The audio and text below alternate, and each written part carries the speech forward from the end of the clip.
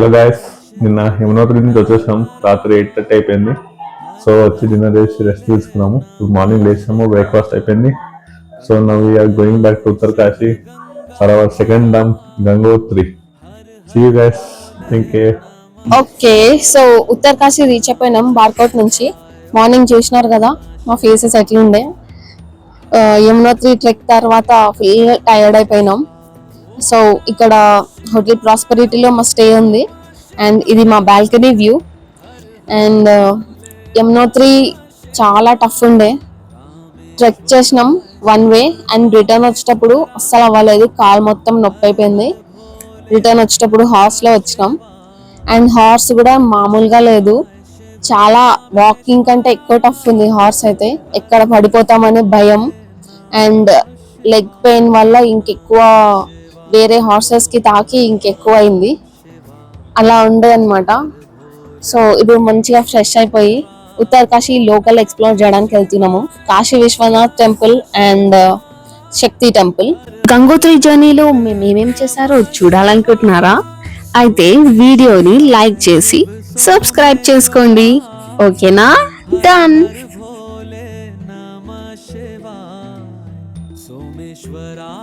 ఇదే Kashi Vishwanath temple parking lot. ఇక్కడ parking చేసుకొని మనం కొంచెం దూరం నడుచుకుంటూ వెళ్తే మనకి టెంపుల్ కనిపిస్తుంది. అండ్ ఇదంతా దారిలో షాపింగ్ అన్నమాట. So yes, let's go. చూస్తుంటే అయితే చాలా రష్ ఉన్నట్టుంది. లోపలికి వెళ్ళి చూద్దాము ఎలా ఉందో. టెంపుల్ దగ్గర చాలా మంది భక్తులు ఉండడం వల్ల క్యూ చాలా పెద్దగా ఉంది.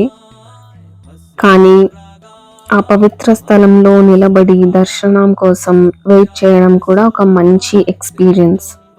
టెంపుల్ కాంప్లెక్స్ లో మెయిన్ టెంపుల్ తో పాటు చాలా చిన్న చిన్న టెంపుల్స్ కూడా ఉన్నాయి.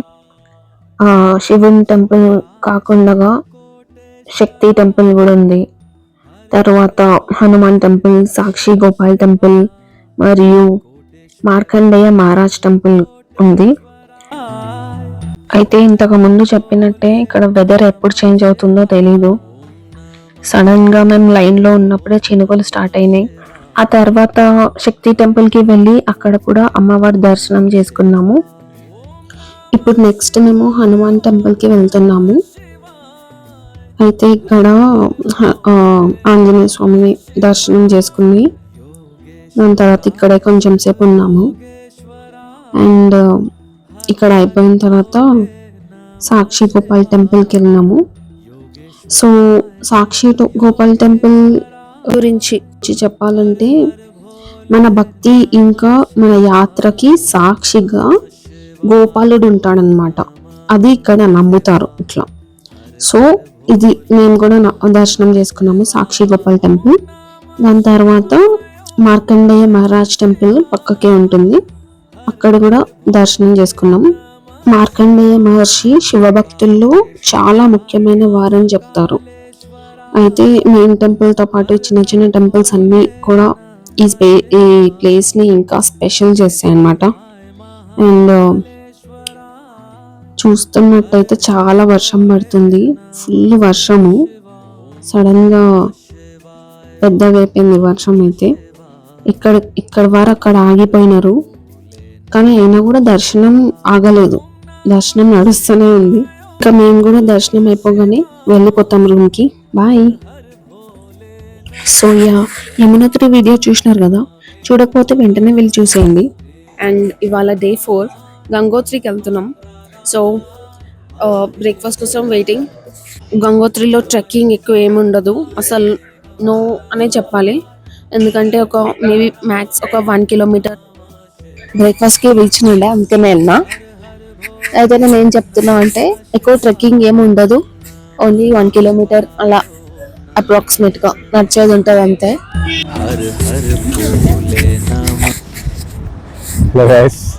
మనము ఇప్పుడు ఉత్తరకాశీ టు గంగోత్రి వెళ్తున్నాము. గంగోత్రికి వెళ్ళే దారిలో ఒక 20 కిలోమీటర్స్ ముందు హార్సిన్ అనే ఒక ప్లేస్ ఉంటుంది. లాస్ట్ ఇయర్ ఇక్కడ ఒక పెద్ద ట్రాజెడీ అయ్యిండే. ఆల్మోస్ట్ ఒక 1000 to 2000 మెంబర్స్ చనిపోయారు. ఇక్కడ పైనుంచి ఒక మౌంటైన్ ఇలానే ఇట్లా పడిపోయి ఇదంతా మొత్తం ఆల్మోస్ట్ 1000 మెంబర్స్ మినిమం ఎక్స్పైర్ అయిపోయారు. ఈ వ్యూ ఓం నమః శివాయ ఓం నమః శివాయ హర హర భోలే నమః శివాయ ఓం నమః శివాయ ఓం నమః శివాయ హర హర భోలే నమః శివాయ మహాకాళేశ్వరాయ మహాకాళేశ్వరాయ हर हर भोले नमः शिवाय कालेश्वराय महाकालेश्वराय हर हर भोले नमः शिवाय ओम नमः शिवाय ओम नमः హాయ్, ఇవాళ మార్నింగే తొందరగా లేచి రెడీ అయ్యేసి గంగోత్రి టెంపుల్ దర్శనం కోసం స్టార్ట్ అయినాం మేము. అండ్ గంగోత్రి టెంపుల్ చార్ధామ్లో ఎంతో ఇంపార్టెంట్ క్షేత్రాల్లో ఒకటి. సో గంగామాత భూమికి వచ్చిన ఈ పవిత్ర స్థలం అని నమ్ముతారు. టెంపుల్ దగ్గర అయితే చాలా మంది భక్తులు ఉన్నారు, చాలా రష్ ఉంది. ఇప్పుడు మన చార్ధామ్ యాత్ర రిజిస్ట్రేషన్ ఇక్కడ స్కానింగ్ చేయించుకొని ఆ తర్వాత మనము లోపలికి వెళ్ళాలి. गंगाधराय शिव गंगाधराय हर हर भोले नमः शिवाय गंगाधराय शिव गंगाधराय हर हर भोले नमः शिवाय ओम नमः शिवाय ओम नमः शिवाय हर हर भोले नमः शिवाय ओम नमः शिवाय ओम नमः शिवाय हर हर भोले नमः शिवाय रामेश्वराय शिव रामेश्वराय हर हर भोले नमः शिवाय रामेश्वराय शिव रामेश्वराय हर हर भोले नमः शिवाय ओम नमः शिवाय ओम नमः शिवाय हर हर भोले नमः शिवाय ओम नमः शिवाय ओम नमः शिवाय हर हर भोले नमः शिवाय सोमेश्वराय शिव सोमेश्वराय हर हर भोले नमः शिवाय सोमेश्वराय शिव सोमेश्वराय हर हर भोले नमः शिवाय ओम नमः शिवाय ओम नमः शिवाय हर हर भोले नमः शिवाय ओम नमः शिवाय ओम नमः शिवाय చుట్టూ మంచు పర్వతాలు, మధ్యలో గంగా నది, చాలా చాలా బాగుంది. మేము ఆల్మోస్ట్ టెంపుల్ దగ్గరకు వచ్చేసినాము. అండ్ ఇక్కడ తొందరగా దర్శనం అవ్వాలని మేము 300 రూపీస్ టికెట్ అయితే తీసుకున్నాము. విఐపి టికెట్ ఇది. టెంపుల్ ముందు నిలబడి ఈ పాజిటివ్ ఎన్విరాన్మెంట్ని ఎంజాయ్ చేస్తూ ఎంత బాగుంది అసలు. మేమైతే టెంపుల్ దగ్గరే చాలా సేపు కూర్చొని ఉన్నాము. చాలా పాజిటివ్ వైబ్స్ ఉన్నాయి ఇక్కడ. అండ్ చాలా బాగా అనిపిస్తుంది ఇక్కడ, కొంచెం మనశ్శాంతి లాగా ఉంటుంది. అండ్ దాని తర్వాత అయితే మేము కొన్ని ఫొటోస్ అండ్ వీడియోస్ తీసుకున్నాము. అండ్ ఆ తర్వాత ఏం జరిగిందంటే, మా దర్శనం అయిపోయిన తర్వాత మాకు ఒక స్పెషల్ మూమెంట్ చూడడానికి ఛాన్స్ దొరికింది. అక్కడ ఏం జరిగిందంటే, అమ్మవారిని టెంపుల్ నుండి బయటికి తీసుకొని వచ్చారు. ఊరేగింపు జరిగింది. చాలా మంది భక్తులు భక్తితో అమ్మవారిని ఫాలో అవుతూ ఉన్నారు. అండ్ ఆ టైంలో అట్మాస్ఫియర్ చాలా డివోషనల్ గా ఉండే. అమ్మవారి దర్శనం కోసం ఎదురు చూస్తుండే చాలా మంది. మనకి ముందుగా ప్లాన్ చేసిన విషయం కాదు, కానీ అక్కడ ఉన్నప్పుడు ఇలాంటి ఒక స్పెషల్ ఈవెంట్ చూడడం నిజంగా మెమొరబుల్ అనిపించింది. शिवाय हर हर भोले नमः शिवाय ओम नमः शिवाय ओम नमः शिवाय हर हर भोले नमः शिवाय महाकालेश्वराय महाकालेश्वराय हर हर भोले नमः शिवाय कालेश्वराय महाकालेश्वराय हर हर भोले नमः शिवाय ओम नमः शिवाय ओम అక్కడ ఉన్న వాళ్ళని అడిగితే అమ్మవారి విగ్రహం టచ్ చేసే అదృష్టం చాలా కొంతమందికి దొరుకుతుందని చెప్పారు. అది ఎవరికైతే టచ్ అవుతుందో లేడీస్ కి అయితే అమ్మవారి కింద అలా కూర్చోబెట్టి బ్లెస్సింగ్స్ ఇస్తారు. అండ్ జెంట్స్ కి అయితే అది వాళ్ళ మీద వంపి నిల్చోనే బ్లెస్సింగ్స్ తీసుకోమని చెప్తారు. అండ్ ఆ ఛాన్స్ అసలు మాకు వస్తుందని అనుకోలేదు. మాకు కూడా ఆ ఛాన్స్ వచ్చింది, బ్లెస్సింగ్స్ తీసుకున్నాము. అండ్ చాలా లక్కీ అనిపించింది అక్కడ ఉన్నప్పుడు. ఆ క్షణం అయితే మాకు చాలా స్పెషల్ అనిపించింది. ఇలాంటి మూమెంట్స్ యాత్రలో ప్లాన్ చేయలేము, అవి ఆటోమేటిక్గా జరిగిపోతాయి. అందుకనే ఈ ఎక్స్పీరియన్స్ ఇంకా మెమొరబుల్ గా మిగిలిపోయింది.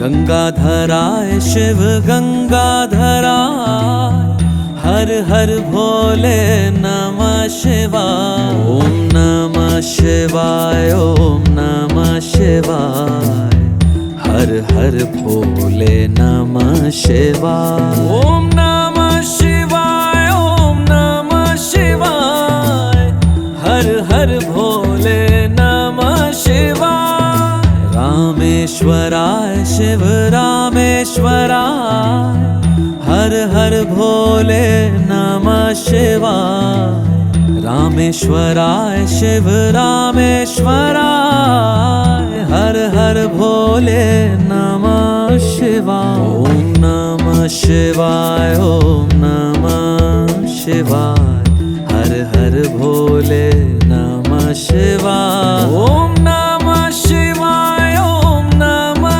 शिवाय हर हर भोले नमः शिवाय सोमेश्वराय शिव सोमेश्वराय हर हर भोले नमः शिवाय सोमेश्वराय शिव सोमेश्वराय हर हर भोले नमः शिवाय ओम नमः ఇప్పుడు చూస్తున్నారు కదా, ఆ పర్సన్ కి దేవుడు వచ్చారు.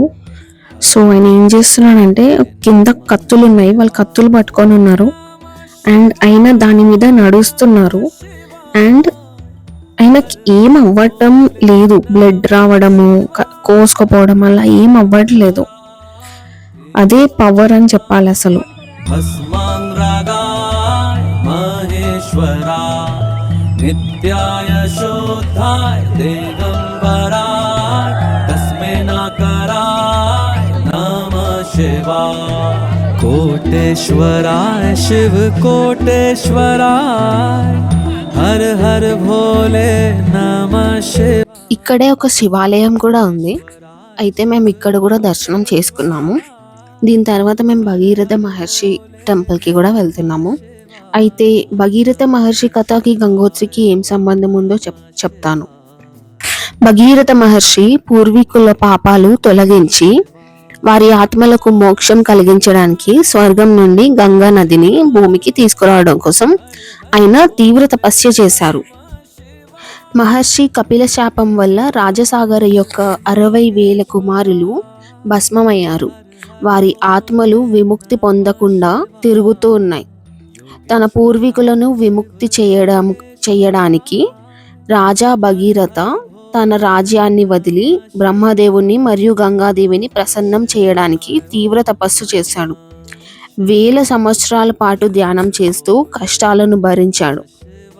భగీరథ భక్తి చూసి బ్రహ్మదేవుడు గంగను భూమికి పంపడానికి ఒప్పుకున్నారు.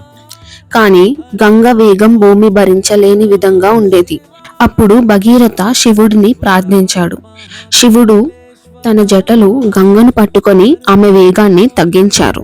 తర్వాత శివుడు గంగను నెమ్మదిగా విడిచారు. గంగ భగీరథుని వెనక ప్రయాణం చేస్తూ చివరికి తన పూర్వీకుల భస్మాన్ని చేరుకొని వారికి విముక్తి కలిగించింది. భగీరథ చూపిన మార్గంలో ప్రవహించిన ఈ నది అలకనందాతో కలిసే వరకు భగీరథి రివర్ అని పిలుస్తారు. ఆ తరువాత అది గంగా నదిగా ప్రసిద్ధి పొందుతుంది. ఇప్పుడే మేము టెంపుల్ నుండి బయటకు వచ్చేసినాము. లైట్ గా చినుకులు కూడా పడుతున్నాయి.